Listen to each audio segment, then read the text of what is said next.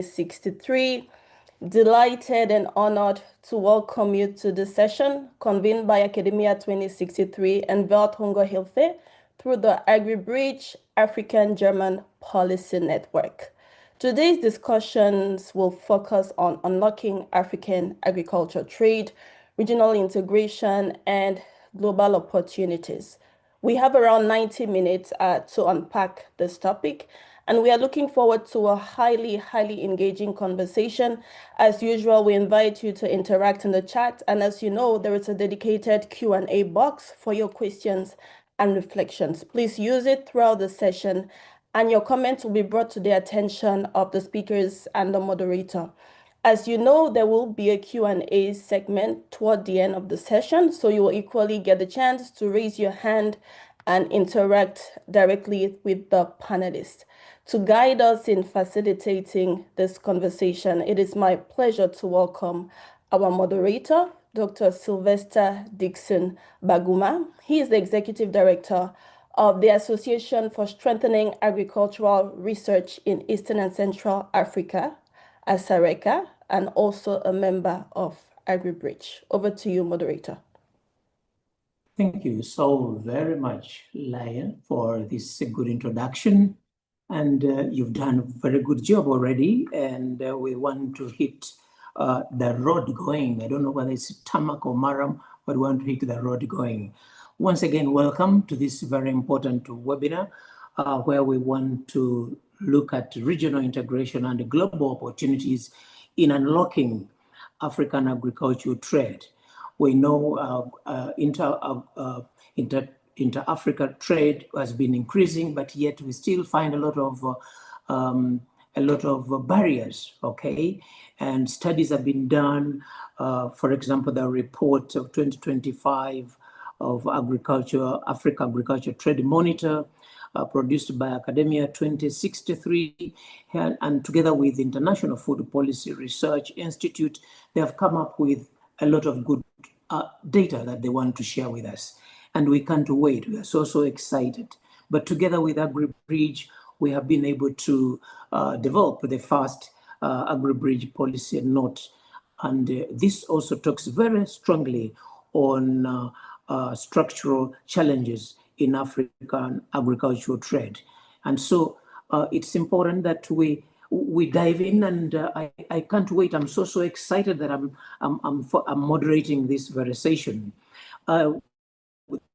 This very opening session, I want to, at this moment, to introduce to you and hand over to my very own good friend that we met for the first time in the same car while going to, when we were in Dakar. Dr. Raphael Schneider, Deputy Director Policy and External Relationship of Welthungerhilfe. Have I pronounced it very well? Yeah. So for his opening remarks, Raphael, please, may you give your opening remarks. Thank you. Thank you, Sylvester. And yes, you pronounce it very well. It's Welthungerhilfe. Good afternoon, ladies and gentlemen, dear speakers and panelists. The United Nations warned yesterday that the consequences of the conflict in and around Iran could cause poverty for more than 32 million people worldwide. And once again, we see that food security is about more than just what we grow. It is about how we trade, how we are connected, and how we respond when those connections are disrupted. In an interconnected world, shocks, whether from conflict, climate change, or market volatility, do not stay contained. They spread quickly and often hit the most vulnerable first. That is why conversations like today's webinar matter. It is my pleasure to welcome you to this webinar on unlocking African agricultural trade. I'm Raphael, and I'm really honored to open this discussion on behalf of Academia 2063 and Welthungerhilfe, the co-facilitators of AgriBridge. AgriBridge is a network that brings together researchers, private sector actors, farmer organizations, and civil society to turn real-world challenges into political solutions for transforming agri-food systems. Today, the war in Iran reminds us how quickly global systems can be disrupted. energy prices rise, fertilizer costs follow, and food becomes more expensive, less accessible, less secure. For many African countries, this is not abstract, it is immediate, and it is already affecting life.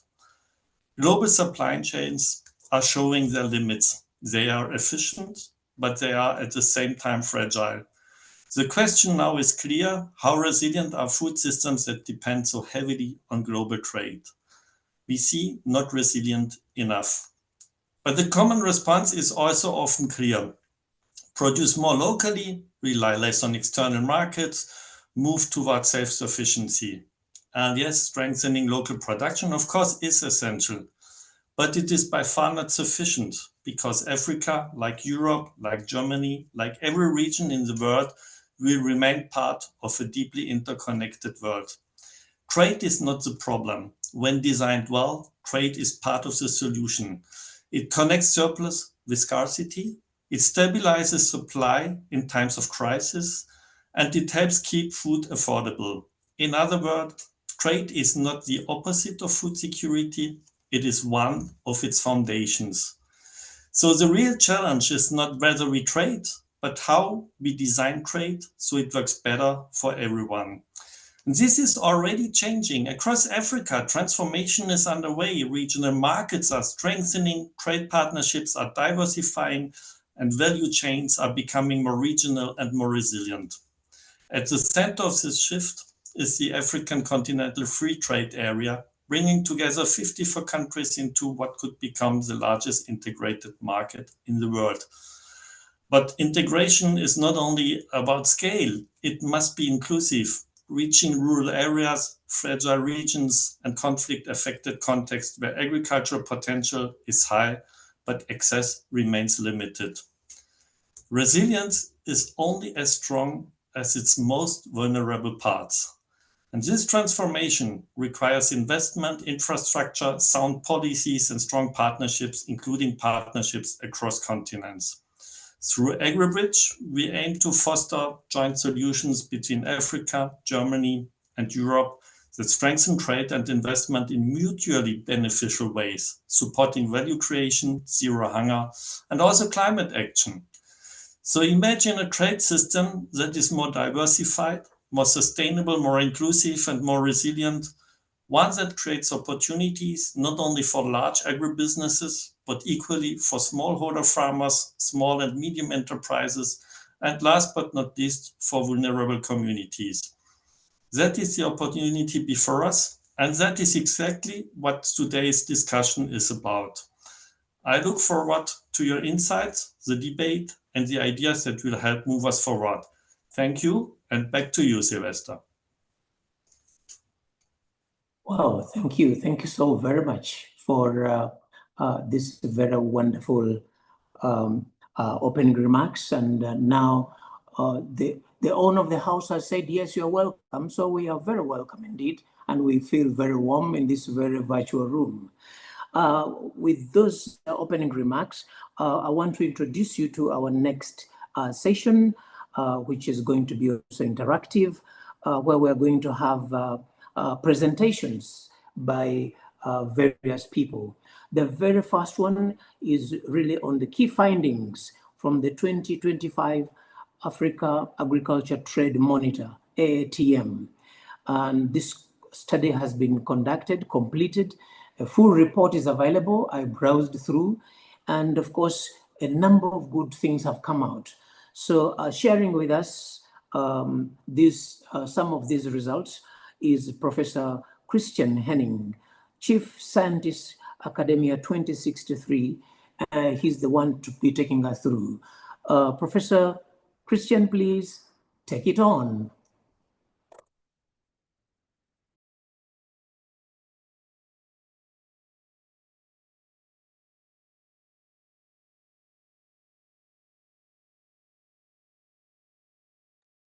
Sorry, I had some technical problems, but now I'm ready to share. Thank you very much. I'm also very pleased to be here, and I'm happy to present part of the very interesting. Just a second. I first have to manage here my presentation.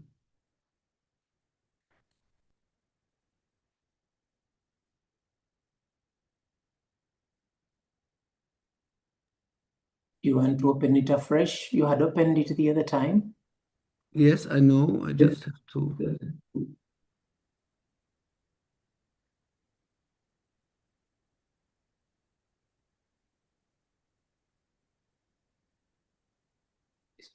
Why don't you go to the chapter summaries? You see that chapter summaries? Okay, I think now you should see the presentation. Correct? Very clear. Okay, very clear. good. So now I'm going to present key findings from the 2025 African Agriculture Trade Monitor. And I'm very happy to be here and to present this. So just let me start with the African Agriculture Trade Monitor in general, which is the flagship publication of Academia 2063 jointly with IFPRI. And it annually provides important trends and topics in African agri-food trade. And the topic for the AATM 2025 is implications of trade for food security, especially in Africa. And just to give you the overview, the complete report is online and available. There are 5 chapters. The first one is on Africa and global agriculture trade and food security. The second one is particular on inter-Africa agricultural trade and implication for domestic food security. And then there are 2 specific chapters on specific commodities. The first one is rice and the value chain of rice in Africa. The second one is fertilizer trade and the relation to food security in Africa. And the last one is on the organization of trade, regionalism, continentalism, and multilateralism. It's especially on the regional African trade blocs and to what extent they foster overall inter-Africa trade or maybe stumbling. So now I will not present, of course, all of the chapter. I just have 10 minutes, but I try to guide you through and pick important messages from the report. And let me start first with the potential and challenges of trade, that we also understand what particular topics and contributions have been made in the AATM 2024. So the first, of course, if we think about trade, this is basically the International Division of Labor. And just by the International Division of Labor, we always have a mutual gain from trade. So it's a cooperative win-win situation. If we look on specific nations trading with each other. But still, if we go inside of the nation, one has to keep this in mind. There are always winner and losers of trade. So overall, the winners can always compensate the losers, but one has to keep in mind that we also have from any trade also particular losers potentially. Now, what matters the most, and this is where the AATM is focusing on, is the organization of trade. So what we see is this International Division of Labor comes with transaction costs for different reasons. One is we have trade policies, things like tariffs, subsidies, which put specific obstacles to trade, but on the other side we also have regulations, other mechanisms and policies which are so-called non-tariff trade barriers, and both of them make trade patterns specific. So we have to look on who trades with whom and how does these trade regimes develop. And within these, we also find beyond the mutual gain from trade, specific spillover effects, which are related, in fact, to this particular patterns. And so we have specific technological knowledge spillovers, but we also have, we mentioned it already in the beginning, in specific crises which spill over trade in both ways. On the one side, if we have a local crisis, so there is a production shortage, trade can stabilize this, which is a good thing of spillover effect of trade, but it can also be that there are some external crises like the energy crisis, which also spill over trade. And so it depends on how these spillover effects really impact on specific development in a specific regional area like Africa, and it depends on the particular structure. And the last thing, which is also very important, is that specific trade structures, because of the transaction cost, might imply specific dependencies on imports of critical commodities, and this might be abused in terms of trade power. And the most recent examples of this may be considered as the Trump government using tariffs as a power measure to force other nations to follow his particular policy. Now, coming to the global trade and food security trends of the AATTM, then we first observe that we have a huge increase in trade in both export and import in Africa in total, and this is also in total values. We see this nicely beginning from the 2000 to 2023. However, what we also observe is in the same time, or almost, that we also have an increase in the prevalence of undernourishment. So also trade is increasing. We also see, particularly in Africa, not only that the level is higher, the orange line, compared to the rest of the world, but also that we have an increase in undernourishment. So and this might first jump to conclusion is that trade is not good for undernourishment, but of course we have to dive a little deeper. The first thing what we see is, if we look how the trade volume is developing in relation to GDP, this is what you basically see here. And here you also see the dark blue line is Africa, and the green line down here is North America. And what we see is that there not so much is happening. So trade is increasing, but GDP is also increasing. If we take the export share, the same would apply to import. We see that the trade shares do not really change over this.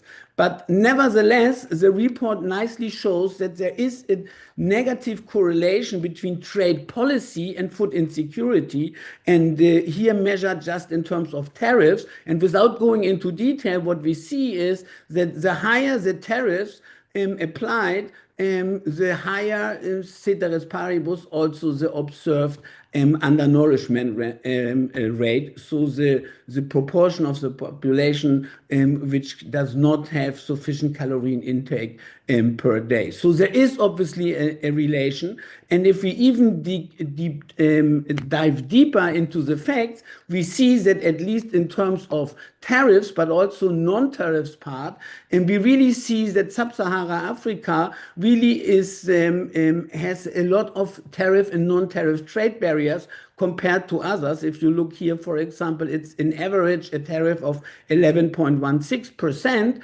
which is the highest. Only South Asia has a slightly higher. And if you look into time to trade or infrastructure or institutions, I will not explain this directly, but this is measured how comfortable or how supportive these non-tariff environments are. And we also see that Africa here is more on the downside of the scale, so that we definitely also have very high trade barriers. And what is also reported in the report, that particular trade barriers are very high for intra-Africa trade and also for agriculture trade compared to non-agriculture. So there is room for improvement. And now, before I come to this briefly, I also would like to report what the AATM shows in the development of intra-Africa trade. And here we see, again, if we just take the total value, that the beginning of 2000 to 2023, there is, in fact, a huge increase. It's a tripling of intra-Africa trade, but over 20 years. But again, if we look into the share of intra-Africa trade and total trade, these are the lines here, the orange and green lines, we see that there is some improvement in terms of export shares, but if we take the long period, it's not such a big change over time, so it's more or less stable shares. Now, still, it is interesting, and the AATM did this, to zoom further into trade policies and options for potential trade, in particular for improving, promoting intra-Africa trade and what it can do for food security. And what we see is that within the CAADP declaration, even the most recent CAADP declaration, this is picked up. There is a clear commitment under Commitment 1 to tripling intra-Africa trade, and there is a second commitment under Commitment 6 in the Kampala Declaration that the governance of the agri sector should commit to promote intra-Africa trade, basically to reduce non-tariff barriers. And this is an addition which is not directly on of the result reported in the AATM, but it's another study we did in academia. And here I just want to show what might be the potential impact of promoting intra-Africa trade, having nice and political environment for trade, compared to other CAADP policies. And what you see here, basically, this is undernourishment, and this comes out of our model simulations. And what we see is the value in undernourishment achieved in 2023, so within 10 years, just doing an optimal CAADP implementation. This would be the blue, but the particular interesting thing is if we just look to what trade can add, and what we see is, I hope you can read this, the reduction in undernourishment starting from 29% in 2025, this is Rwanda, comes down to 40.4 without taking intra-African trade promotion into account, but taking it into account, it even goes further down to 9%. If we see this in rural and urban area, we basically see the same picture, but the total pattern, of course, is different. But what I also want to say is trade is important, and thus definitely an important job. But what we also see is a huge part comes from optimal CAADP policies beyond trade. And the second point I like to focus on is if we take other measures, for example, targeted transfer, the green, into account, we see that targeted transfer beyond intra-Africa trade also does a very good job in terms of improving undernourishment. So trade is important, it contributes, but it's definitely the complete mix of CAADP policy which is important. Final impact on trade, which we also simulated, is, and here you can see the impact of increasing intra-Africa trade, basically reducing non-tariff trade barriers and tariff trade barriers. This is just assuming by 10% over 10 years. We see that income in all households, rural and urban, different household quantiles, we see basically that this is a big jump.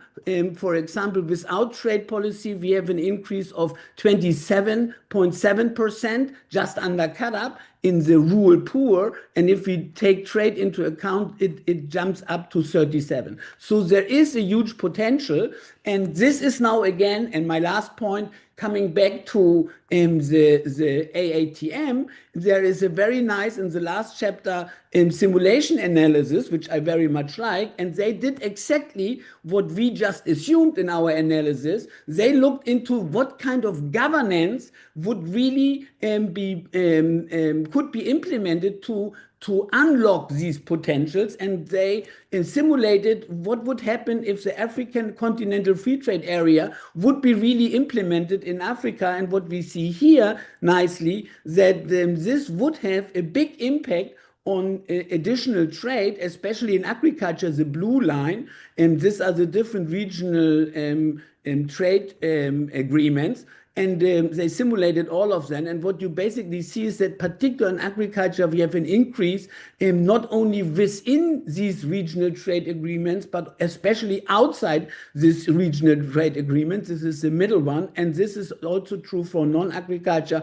even if to a lower degree. So overall, the report nicely shows that trade definitely is an important part of improving sustainable development goals, particular undernourishment.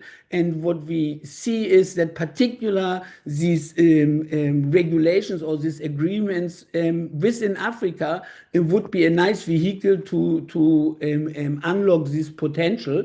And the last thing, now going back to the international level, what we also see is that the international markets, the international value change, as we are used to, they do not work anymore as a sufficient governance structure. And now taking the AFTA on the global level would be something, and that's my last point, that we need new arrangements of trade, which are much more focused also on sustainable development goals. And this is what the Nordhaus called climate clubs, and one could extend this idea, which is a supranational governance structure, including Africa, Europe, and maybe also other continents, and which might be focused on a general governance of food, energy, and climate interactions and trade. And so I will stop for this, and then I look forward to our discussion. Thank you very much.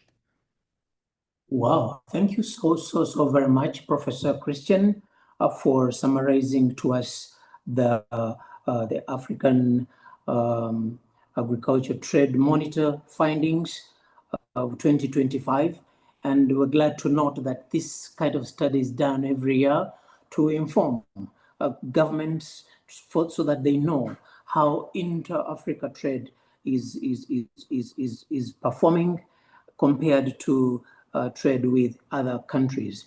I'm very excited to see that we've been having 138 participants, although one has fallen off, maybe because of internet, but all of you there, we want to thank you for your great attention, and keep the questions coming. You can type them in Q&A or even put them in the chat dialog box in that Zoom. The next presentation is going to come from two people. You remember in the opening, I said that also an African-Germany policy network, which is called AgriBridge, which has been facilitated or still being facilitated by Welthung Hilfe and Academia 2063. They have produced the first policy note. And in this first policy note, we see a lot of issues on structural challenges in agricultural trade, including limited regional integration, some of infrastructure barriers, export compliance hurdles, and the like. So we want to hear from our two presenters. They are going to share the presentation on what is really in this policy, the very first of its kind between African and Germany, this network. To give this presentation, we're going to have our friend, Bosco Gumisiriza, who is Director Partnership Compliance and Operations, Africa Agribusiness Incubators Network, or AIN in acronym, and also is a member of AgriBridge. And also Ms. Meyer, who is the Advisor, Agriculture and Development Policy, Welthung Hilfe, they're going to give that presentation on the very first policy brief that we have been able to develop. Over to you, Bosco. Okay, good afternoon, good evening to you all. My name is Bosco Gumisiriza, and together with Maya, we'll be presenting the perspectives from the AgriBridge policy note number 1, which was a trade policy note. Share. Yes, so Bosco Gumisiriza is works with African Agribusiness Incubators Network. We're a network of incubators and accelerators, enterprises support organizations and associates in Africa and beyond. And we're registered in various regions of Africa with our headquarters in Ghana. And we work in all of 55 member states of support incubation and acceleration as a partner, technical partner with the African Union. Our core business is support the establishment and growth of agribusiness incubators and accelerators in Africa. Thank you.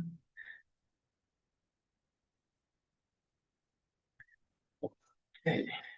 So you mentioned AgriBridge, and I'll start with this. Who is AgriBridge? AgriBridge is a network of networks.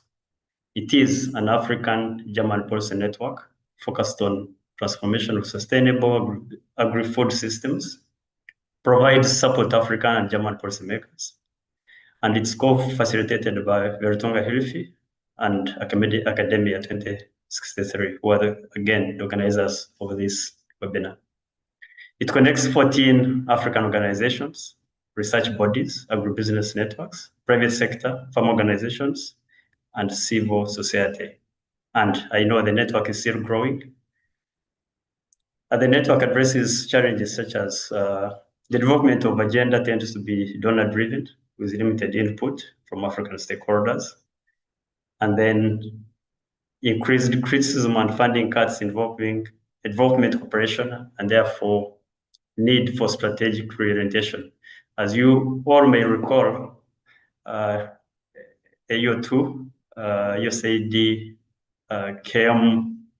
was dismantled, and only 83% of the USAID intervention was, it came to a stop by number 47 in the US. That elimination, as you all know, brought a lot of suffering and destabilization of the development agenda to the world. So AgriBridge comes in to work with partners, and especially between Europe and Africa, to see how best we could address some of these challenges with the participation of the various stakeholders. Next. Okay, objectives are the network amplifies voices of African food stakeholders and links them with the German political decision makers. And it also produces evidence-based policy briefs, like the one we're discussing today, and number one, which was major on trade. And this helps us to rethink the development of operation, financing agri-food, and climate-resilient approaches designed to foster constructive dialogue and strengthen decision-making, aligned with CAADP Kampala and the German development policy. So the AgriBridge portion, note number one, was majorly looking at African-German agricultural trade and unlock mutual gains for food security and mutual gains for food security and nutrition and economic growth. Next. So during the development of the policy, the opportunities we looked at and looking at turning these policy opportunities into inclusive agri-food growth, we're looking at, for example, at supporting compliance. As many may know, or all of you may know, we have the European Deforestation Regulation. And this initial deadline was December last year. It was pushed forward to 2026 December. This might not be met by most countries or some of the value chains that are targeted. And this, we think, with the coming on board of AgriBridge, we should be able to use such policy to support small farmer holders so that they don't risk being deselected, because otherwise they will be losing their livelihoods and incomes if they are deselected. Appropriate technologies for smallholder farmers. We're looking at this as working with the German private sector and the government. We could influence such so that we're able to have technologies that can help smallholder farmer to be able to access some of the technologies to help them move and add value to their products. It could be solar drying. It could be, where possible, reverse engineering, where you make the products that are cheaper for most Africans who can't afford very expensive technology. We're looking at affordable financing to support youth and women enterprises. As many of you might know, much of the interest charged on bank loans is more than 25% in most of the African countries, with some going up to 30. So you can't easily get such a loan that can help somebody produce a product or a service that can compete with certain countries outside Africa to probably get subsidies and be able to sell your product in the European market. So having access to affordable financing would be very helpful to the youth and women. We're looking at public-private partnerships, and this includes infrastructure development. It could be development of common user facilities that will help the youth and women to push the enterprise through value addition and be able now to compete and have a product that is affordable and able to sell it on the world market. Looking at promotion of skills development, and this is through TVETs in the education sector, through incubation and acceleration, looking at renewable energy that will help, for example, the smallholder farmer to access certain aspects of production, such as solar irrigation, that can help them to improve their productivity and production. We're looking at opportunities like supporting the removal of non-tariff barriers among regional economic communities. As you know, if I cite, for example, the South African community, there is a big problem of non-tariff barriers. And this is against a dream, for example, of the African Continental Free Trade Area, where we should be able to trade and have free movement of people without any barrier. Next. Okay, so the trade policy note had recommendations, and I'll look at two. One is accelerate the African Continental Free Trade Area and have regional integration. As I mentioned earlier, the RECs are in existence, but we're not reaping big that will help us trade amongst ourselves as Africans. For example, when you look at SADC, it has the highest trade volumes, yet South Africa, which had collapsed for 22 years and then reestablished in 1999, the most successful integrated bloc with free movement of people and goods and common market protocols. Some barriers notwithstanding, but at least it's one of the most successful integrated blocs. And this has helped the countries within the 8 countries within the East African community to be able to trade amongst themselves. We look at this as Africa taking it up and all the RECs being able to trade amongst themselves without some of these barriers, then we'll be able to ensure that we have the CFTA implementation. Looking at the intra-Africa trade, it still remains at 20%. Yet we need to strengthen the capacities of RECs, the Secretariat of the African Continental Free Trade Area. Then looking at some of the ideas behind CFTA, for example, having an African cocoa exchange. So this will help to bring the pricing from the other centers, for example, from New York and London, be able to create value within the African continent and able to determine certain parameters that will help the producers, everybody included in the ecosystem, to earn some good money, and not being dictated on which price to sell at. And then also looking at supporting AU flagships, initiatives like CAPS, which is implemented under FARA. And if you look at the example of Cote d'Ivoire and Ghana, common agro-industrial park model, where cocoa and rice are being looked at and being able to create value and improve production, improve production. And it's a strategic initiative really to help is start production of chocolate that can be sold from Africa, not exporting cocoa and then importing chocolate that is at a very prohibitive price. Then looking at recommendation number 2 here, we're looking, the note looks at supporting smallholder farmers, women, youth, and SMEs. Promoting inclusive trade and access to affordable financing. I'd mentioned over 25% interest rate on some of the bank loans. Although certain initiatives also will not very work well. I'll cite one for Bank of Uganda, where it charges through the commercial banks 12%. Also, it's not easily accessible or accessed by the smallholder farmers. But if we look at inclusive trade and having access to affordable finance, this will help us to produce at a low cost. And that's why in the next policy note, AgriBridge is looking at financing for the agri-food systems. And this will be looking at all these challenges that we're facing and being faced by the farmers and smallholder farmers in accessing affordable financing.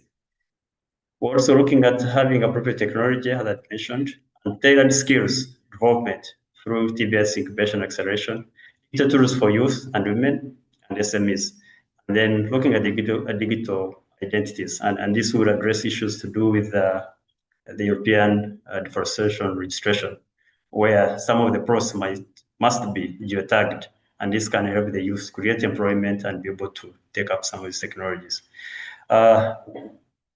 During the development of the policy note, there were a number of studies. I'll take one from Uganda, where coffee as a target value chain was looked at as win-win strategy, and an investment that has really brought money to the pockets of the farmers and involved in the systems, in the ecosystem.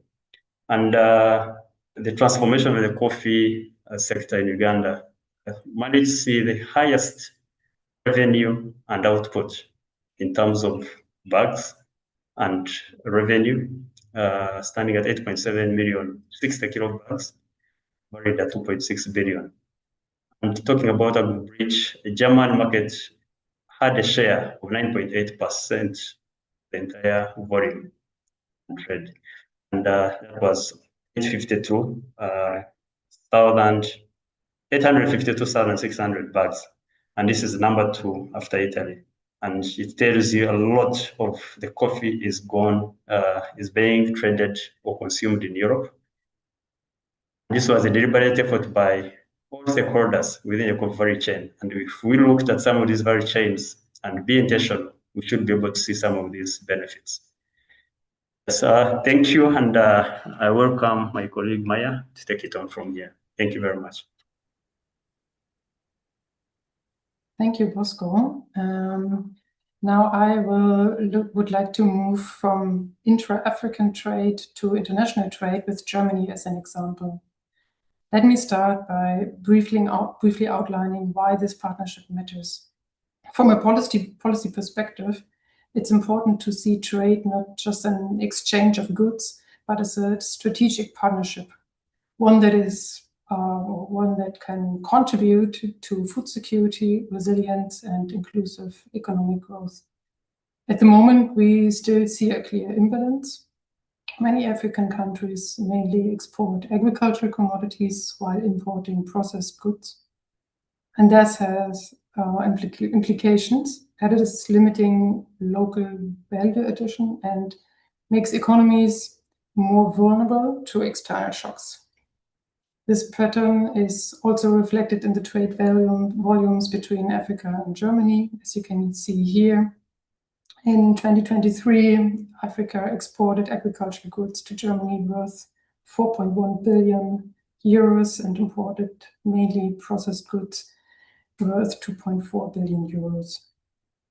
At the same time, Germany is an important partner, both as a market and as a provider of technology, inputs, and services. So the opportunity is there, but how can we change the current trade pattern, particularly in times of disturbed and fragmented global trade? The point here is not just about the trade volume, but trade quality. Our policy note argues that trade should create jobs and more local value addition. So from our perspective, the key question is how the relationship can be shaped in a way that creates more value locally and supports long-term development outcomes. Keeping that in mind, let's look at the current German policy landscape. After the elections in 2025, we see a stronger focus by the German government on supporting German companies and their economic interests, as well as foreign trade promotion, including also continued support for the African continental free trade area. Strengthening the AFCFTA is not only in Africa's interest. A more integrated African market would make Africa stronger, more reliable, trading partner for Germany and Europe. It would also create the scale and predictability investors need. There are also new opportunities emerging, for example, through Germany's transition into a green economy. And given the global context currently, many German companies are actively looking for new and more diversified partnerships, including in Africa. The setting of Germany as part of the European Union is also favorable, as EU leaders also confirmed their support for regional value chains and the AFCFTA implementation during the AU-EU summit in 2025. But at the same time, we also have to acknowledge the limitations in the if the partnership focuses mainly on exporting German machinery or processed products, there's a real risk of reinforcing dependency, and this isn't optional. True partnerships require robust social and environmental due diligence to protect smallholders and align with the right to food, turning trade into lasting development. Therefore, it's crucial that these partnerships are aligned with African-led priorities and frameworks such as the CAADP and AFCFTA. And beyond that, there are still structural barriers like tariffs, non-tariff barriers, and regulatory challenges, as we heard before, that require long-term commitment and coordination. So Germany can support African agri-food transformation by shifting trade towards a shared investment in resilience and inclusive growth. So what does this mean going forward?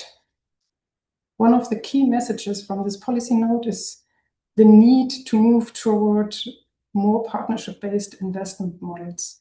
This could include, for example, to expand cooperation and blended financing opportunities that prioritize local value addition, climate-smart innovations, technology transfer, sustainable infrastructure, and economic diversification. Impacts of financing, as Bosco also already mentioned, will be further explored in our second policy note this year. Another important point is that it requires a multi-stakeholder approach, bringing together governments, the private sector, research organizations, and civil society, as we are practicing in the AgriBridge network. And it's essential that all of this is grounded in strong environmental and social safeguards to ensure that the benefits are inclusive and sustainable. So overall, the vision is to move toward a partnership that is more balanced, more aligned, and ultimately focused on shared and long-term impact. So thank you very much for your attention, and over to you, Sylvester. Oh, thank you very much for this presentation on the AgriBridge policy number 1. Certainly, we have seen the context in which you developed this. We looked at the opportunities available, the recommendations you've made, 2 recommendations, very broad ones, and of course, your final part where we see a lot of good information in the policy document. Very interesting. I would have cut you short, but it was very, very interesting to listen to this policy number 1, which is a product of our network. And so I'm sure participants have a number of questions, but because we are chasing time, we said write those questions in the Q&A option. I see only 2 questions. Then the others, those of you who want to say out your questions, you can say them maybe after the panel discussion because of time. But the 2 questions that are in the Q&A option, first and foremost, is that this is from Cohen. There was a few months ago a research published that showed that intra-West African informal trade was 5 times higher than recorded trade. What lessons can we learn from this? This could go to Christian.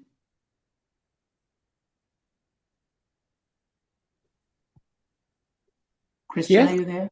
Yeah. Yes, I'm there. Yeah, good. Well, different lessons. The first one is that still normally informal trade definitely has higher transaction costs. So if we see that we have such a high informal trade compared to formal trade, this means that obviously the existing regulations and using the official trading system has even higher transaction costs. So this is again very much in line with what our report shows, that we definitely have too high informal trade barriers, and that the potential of trade is even higher. And if we would invest more in the correct enabling environment for trade, then we can unlock this even further. So I see this in one way as a positive sign that there is a lot of potential comparative advantages for trade, but that still the official channels, so to say, still have too high transaction costs, so that these informal channels are so much used. I would put it like this. So it's a good thing, but also so it's a great potential, but still it's a sign that this potential has not been fully used yet.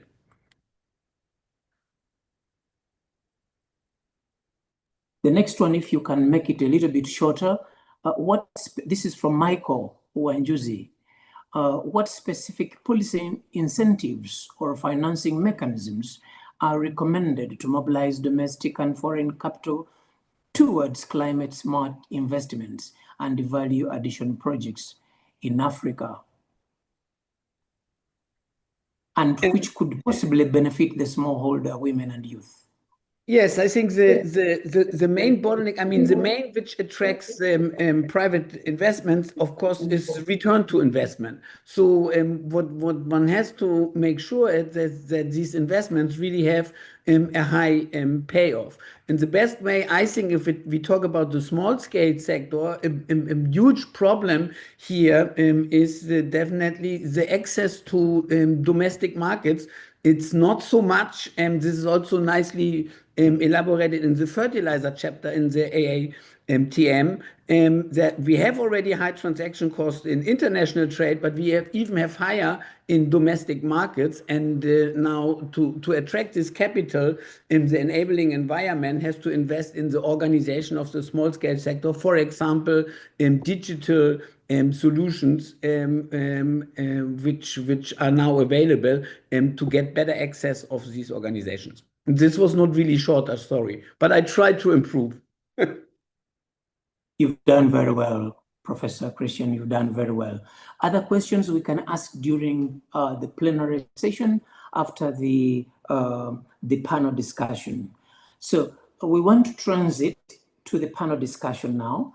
And the panel has been carefully assembled or put together, looking at the expertise and the areas that have been highlighted, or the issues that have been highlighted in our report.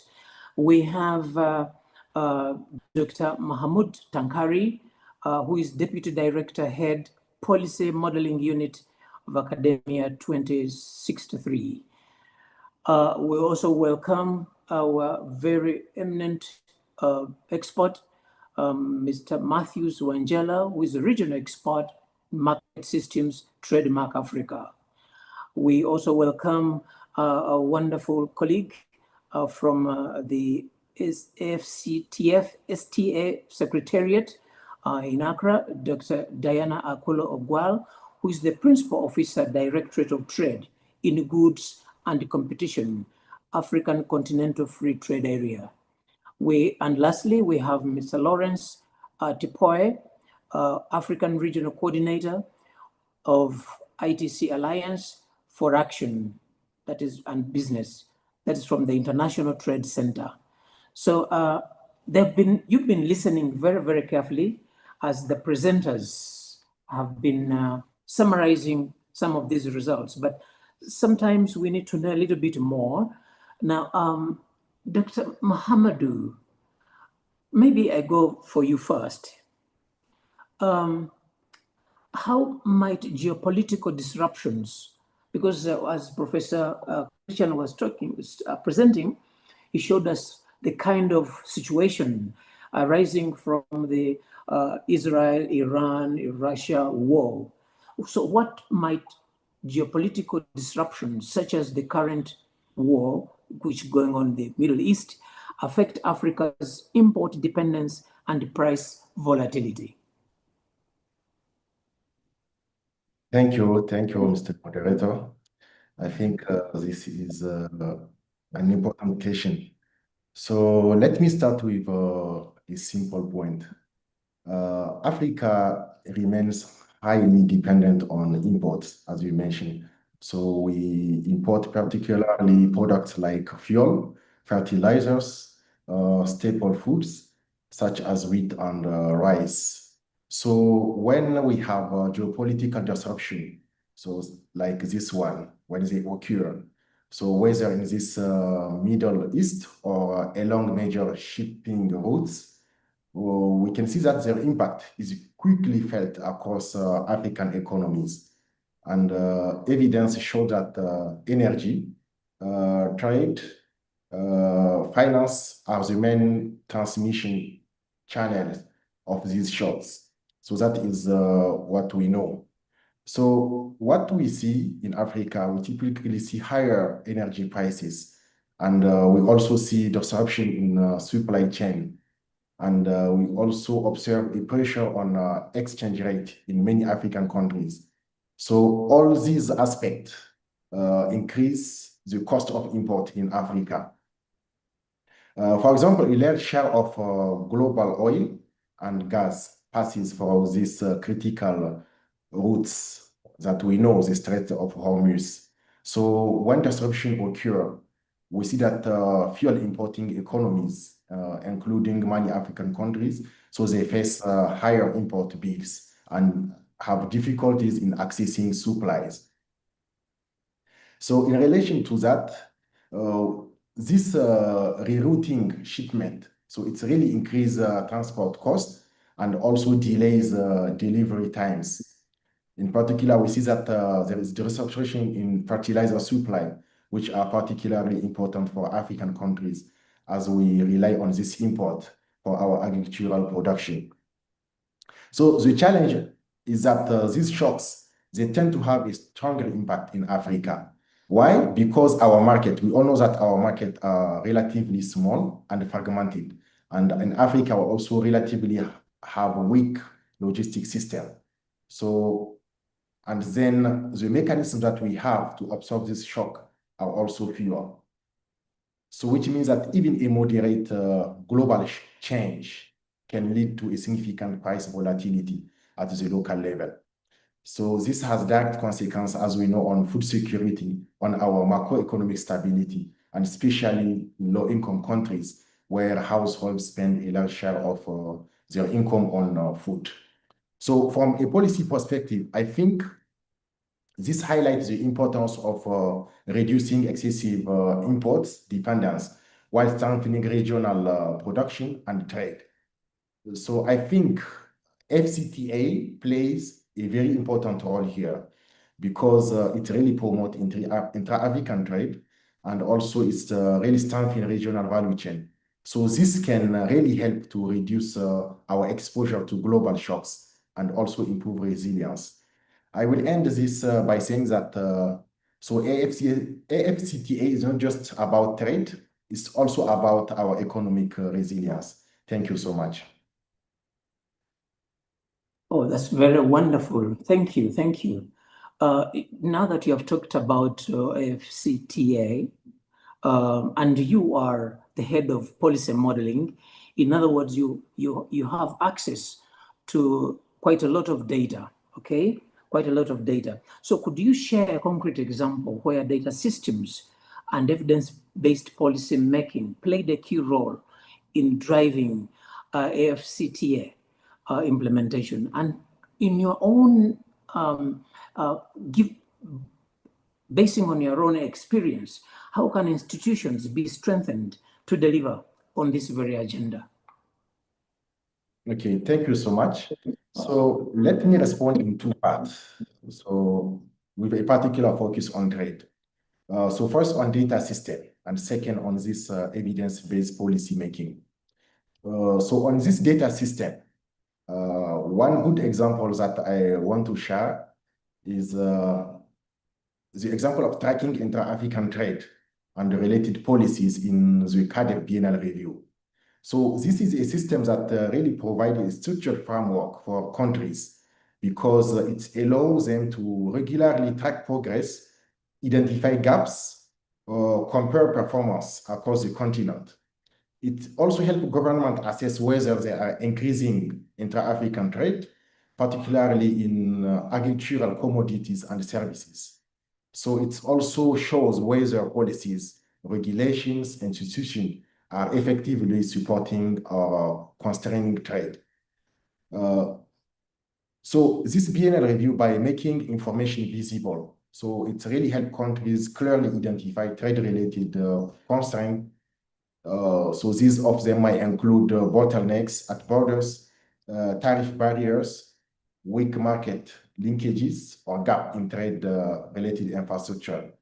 So this is something that is really critical for FCTA implementation, as it allows government to move beyond this general commitment and focus on specific action that can improve trade flows across countries.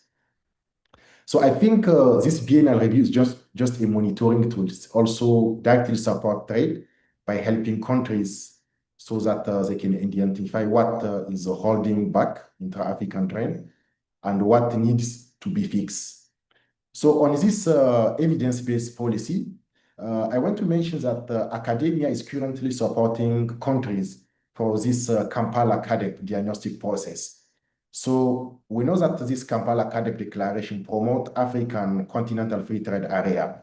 In particular, if we look at its commitment one, which aims to transform agri-food system by increasing production, strengthening value addition, expanding trade. So it set a clear goal which aims to triple intra-African agricultural trade. So for data analytics, policy modeling, we help countries assess their progress toward this objective. So we can help them to identify priority value chain, appropriate policy instrument, and also what are the optimal investment strategy that they need if they want to really achieve this, the different targets, including this expanding intra-African trade.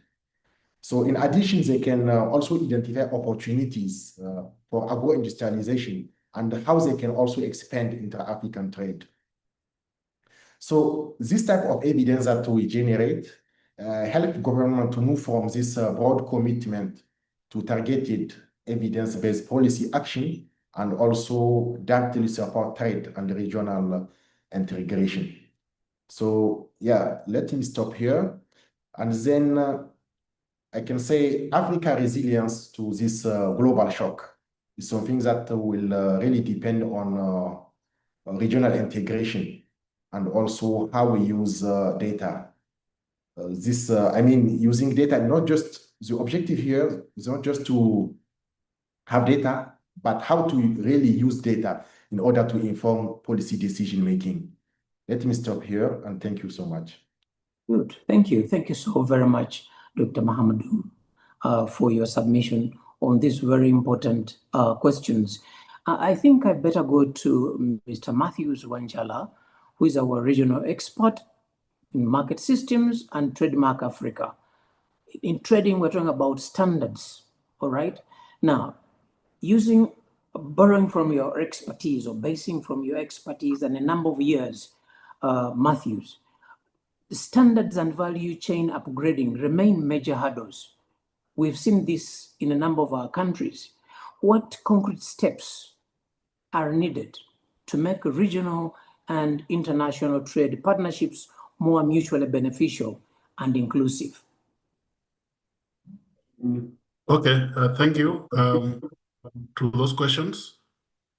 I work with Trademark Africa based in Nairobi, and Trademark Africa basically is an aid to trade organization where we're working with the public sector, private sector to support trade facilitation, currently covering about 20 countries across Africa, in South Africa, East Africa, the Horn of Africa, as well as in West Africa.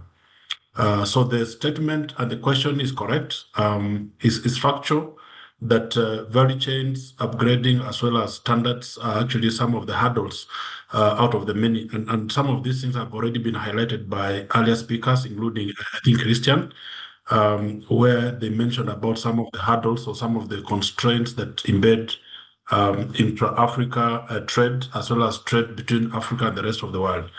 So I'll go very fast in the interest of time and mention that to make trade partnerships more beneficial and inclusive, I think we need to design interventions that go beyond standard compliance to ensure that we address systemic failures and systemic constraints across the value chains, particularly challenges faced by the private sector, SMEs, by the women and the youth, and as well as smallholder producers, who are basically the majority in within the sub-Saharan Africa.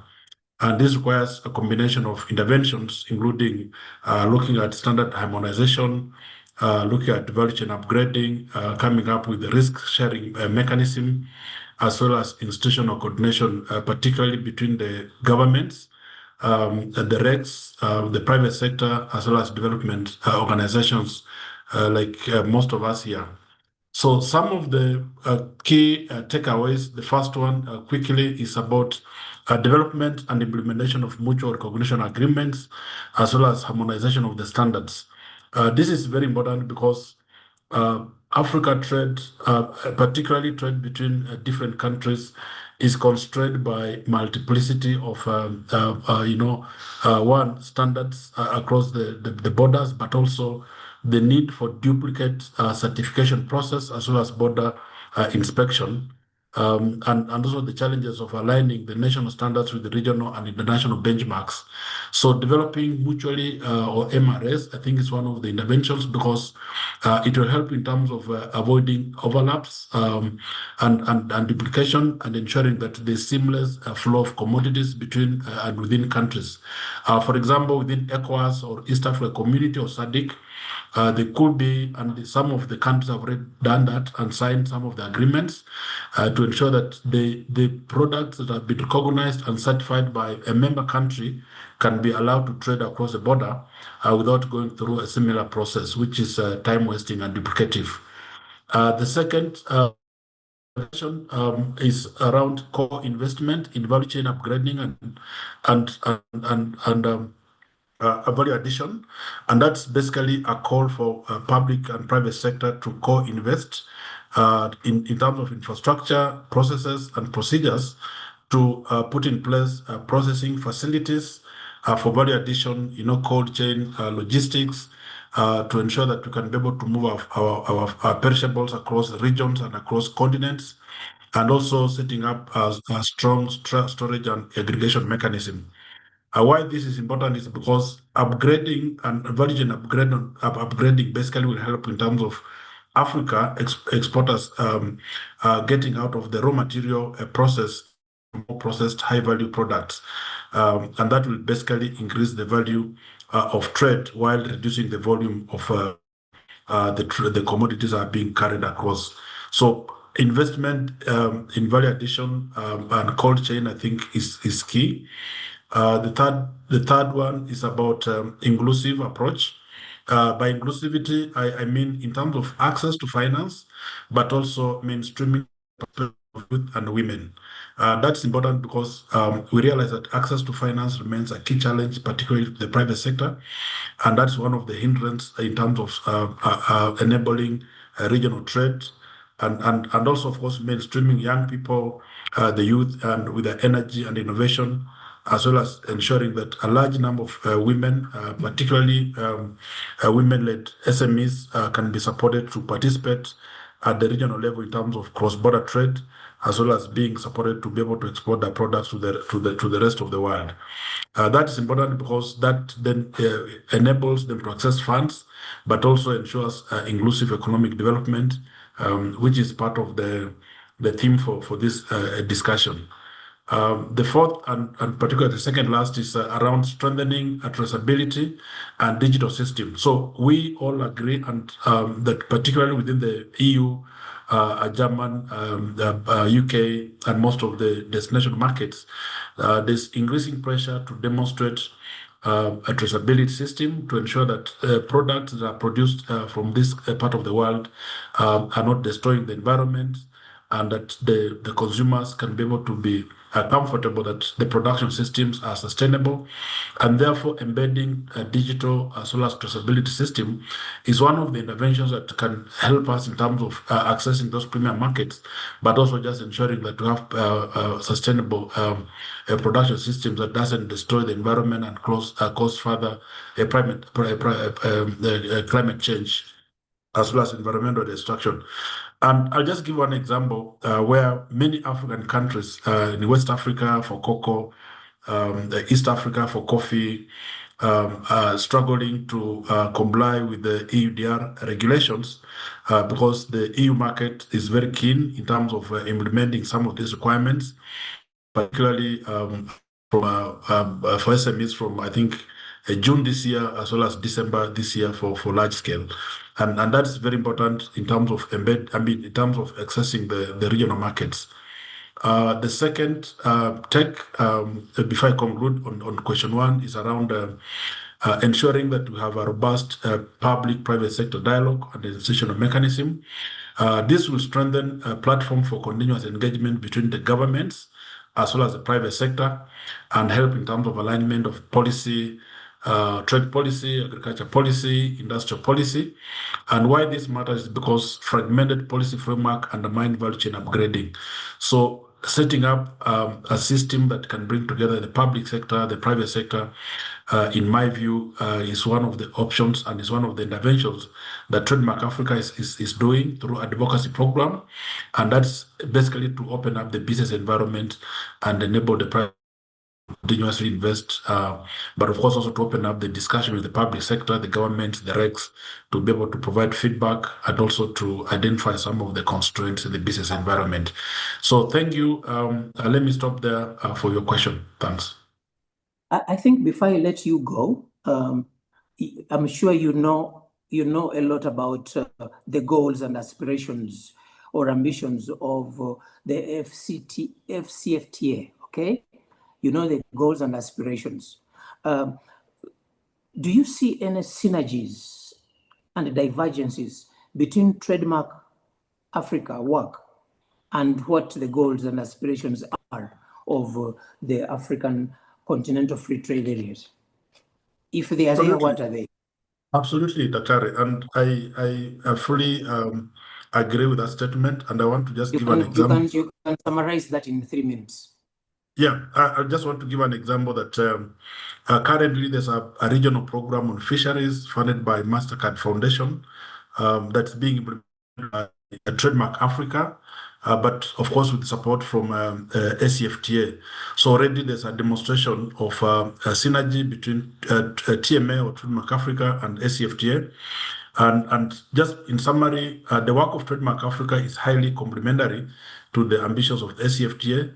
But of course, ACFTA sets the rules and ambitions and basically the trade framework, look at the policy, working with the regs, and just basically setting up the structure for engagement.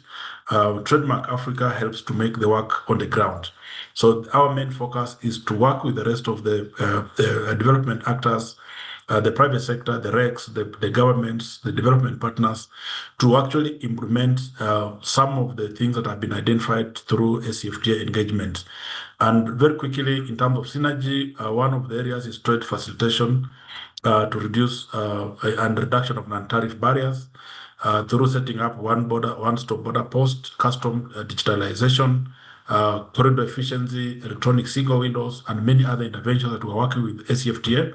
And both of us, Trademark Africa and ACFTA, are very keen to facilitate intra-Africa trade as well as trade between Africa and the rest of the world by reducing some of those barriers and just make sure that the seamless flow of commodities. The second one in terms of synergy is around standards, and I've already talked about standards and harmonization. Both Trademark Africa as well as ACFTA are working together to harmonize standards and make sure that there's seamless cross-border trade so that we have a common compliance system that can be applied across Africa. And maybe the last one is about private sector competitiveness, value chain development. Basically, both organizations are very keen in terms of engaging the private sector to support development, economic development, increasing exports, value chain upgrading, as well as SME competitiveness so that we can be able to compete globally. Finally, just in closing, Trademark Africa have a program called Inclusive Trade, which is basically women in trade. And when you look at ACFTA protocol, they also have a protocol women and youth in trade. And that's another complementary opportunity where we're working together very closely to be able to engage and mainstream young people into trade. Let me stop there in the interest of time. Thank you. Thank you very much, Matthews. You've done us very well.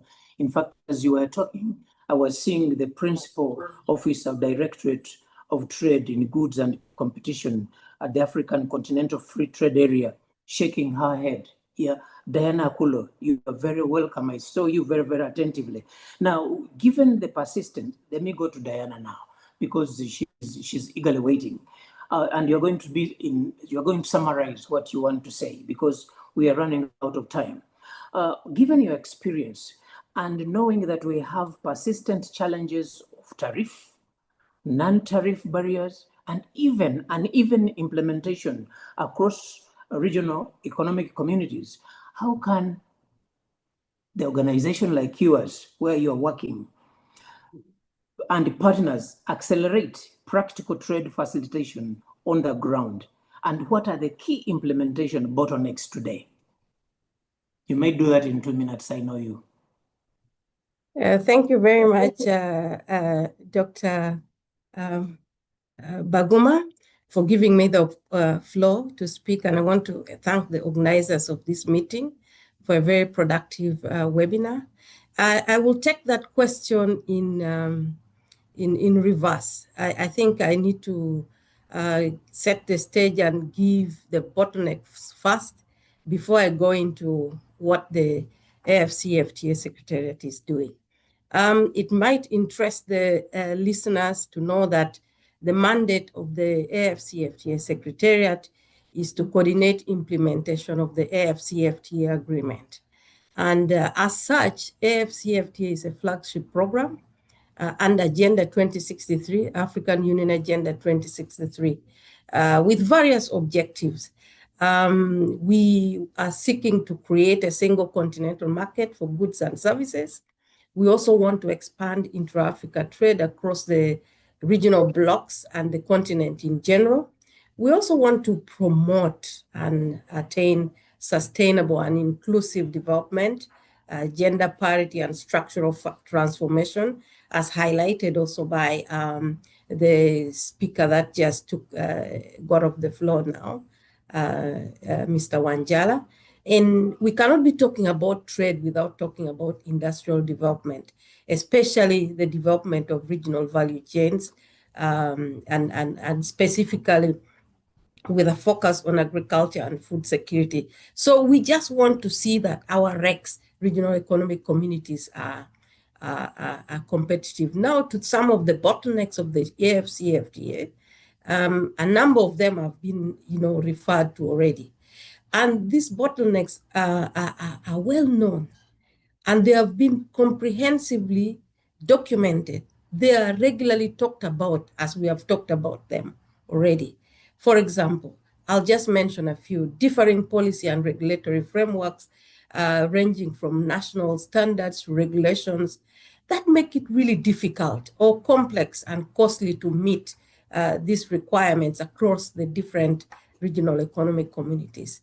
Now, as we are talking about the complexity of policies and regulations, we also have weak institutional capacities because some of the key national agencies are under-resourced to be able to effectively carry out enforcements, to do border inspections, and also to issue the required certifications. In Africa, we also struggle with the issue of industrialization. We are not yet very industrialized. We can't compare ourselves with, for example, China, and that also brings a problem. It's a bottleneck. Then we talked about access to finance. It's not that the finance are limited, but often it's the lack of the conditions to access the finances. The conditions are so stringent. Then the other bigger problem is high logistics cost of doing business because of infrastructure gaps. We have very poor road networks. We don't have really effective rail systems that cuts across the continent like we see in Europe. Power supply is a problem, lack of modern storage facilities, even labs to test what we are trading that we want to put to the market to ensure that they're safe. We don't have enough labs. Then I'm not going to talk about NTBs. Every speaker has talked about it. But the other problem is that in Africa, there's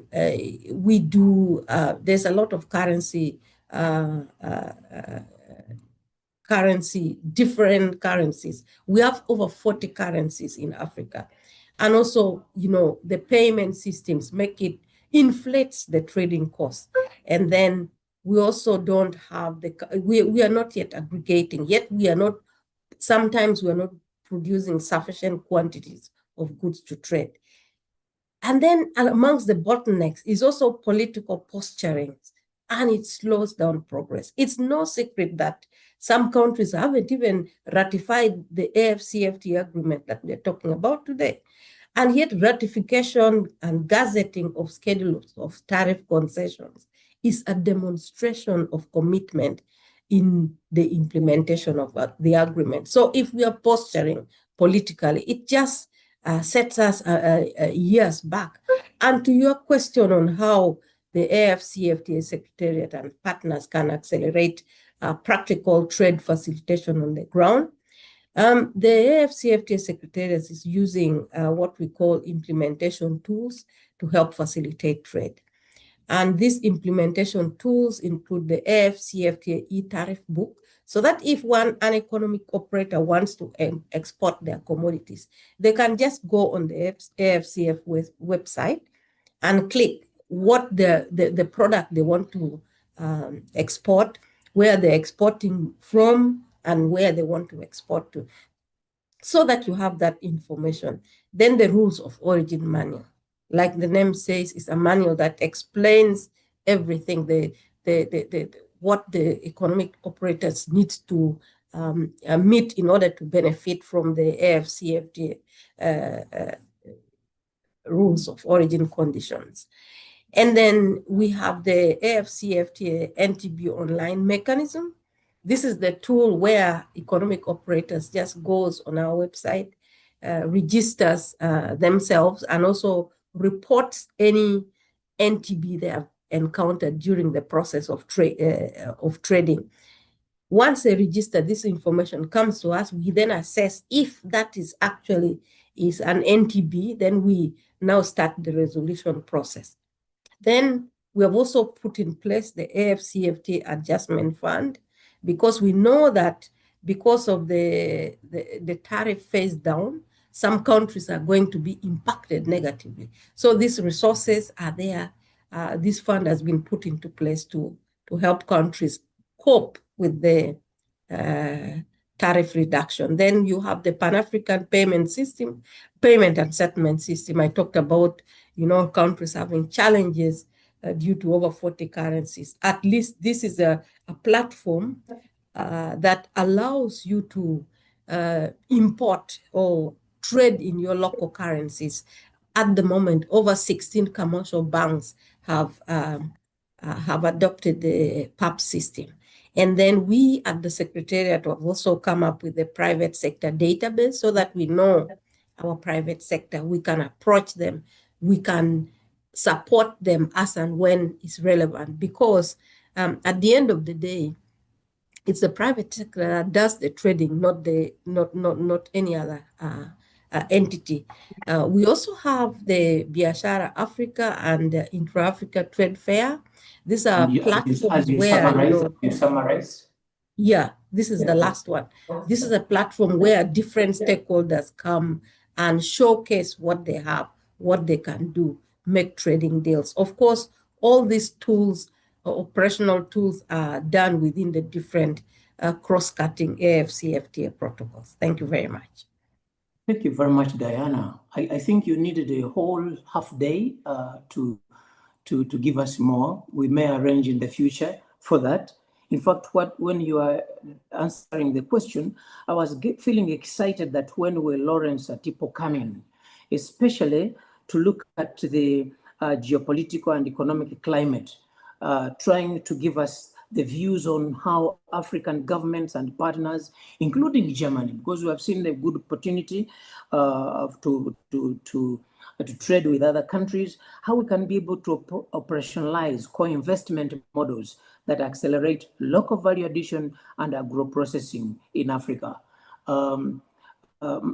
Lawrence, what is your view on this? Yes, I know we are pressed for time, so I will try to be brief. Yes, on this very question I've asked.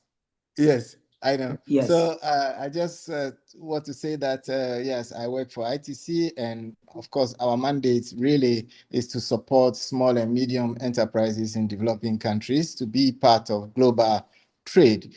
So from that perspective, finance has been a very important topic for us. We have seen through the work that we have been doing that, that's so-called missing middle of SMEs who have good products, good ideas, but lack the capacity to marshal the resources, really are at the heart of, paradoxically, they are at the heart of our development. So co-investment means we work very closely with this constituency, because you see all of us, we have witnessed the downward slide of ODA, which is now very complicated. So now we have to move to this type of co-investment models that enable us to support this constituency to be able to assess finance on their own strength. We've seen through our work that we don't really have a supply side challenge for when it comes to finance and investment. We do have a demand side. I think Diana also alluded to it. Simply don't have the capacity to borrow money and pay it back. And this is where partnership will be very important if we intentionally want to grow Africa's agri-food system.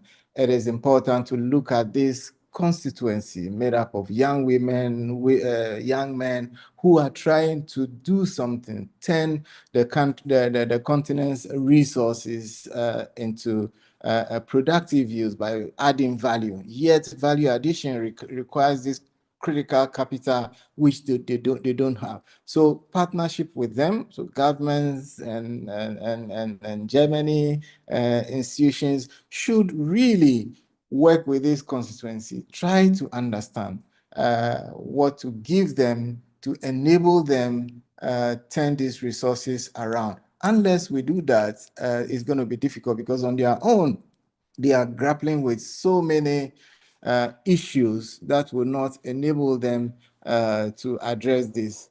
Yet, if we don't address it, it's going to be critical. So blended finance mechanisms, all these tools provide important opportunities for governments and institutions to work together intentionally to support this group. I am very happy because we see now young people, some coming back from the diaspora with good ideas to address the food system challenges, turning food. I can tell you an example of just a young person who came down from the US, very well qualified, is trying to turn maize into valuable products in the value chain in Ghana, but lacked finance, So this type of financing mechanism, if done intentionally, will encourage people like that to participate. And then, of course, we also have to try to be very inclusive and help them address all the market access issues we talked about, CS3D, EUDR, all these things that can also become bottlenecks for them in the market. So it's not only the finance, but the knowledge and the capacity when they have produced to trade. We've talked also already about trading across the continent. Even though the opportunities are there, they can't attempt to send cocoa or chocolate from Accra to, say, Gabon, and you will see the challenges that you will face. So we also need to address those things alongside financing. Okay, thank you so very much. Thank you. One big constraint I have is time. It's a big barrier to me. And I know we set our time to leave at past, and indeed some people are going to catch their planes. So it will be difficult for me to extend this. We started when we were 130, went to 140. Now we are remaining 93.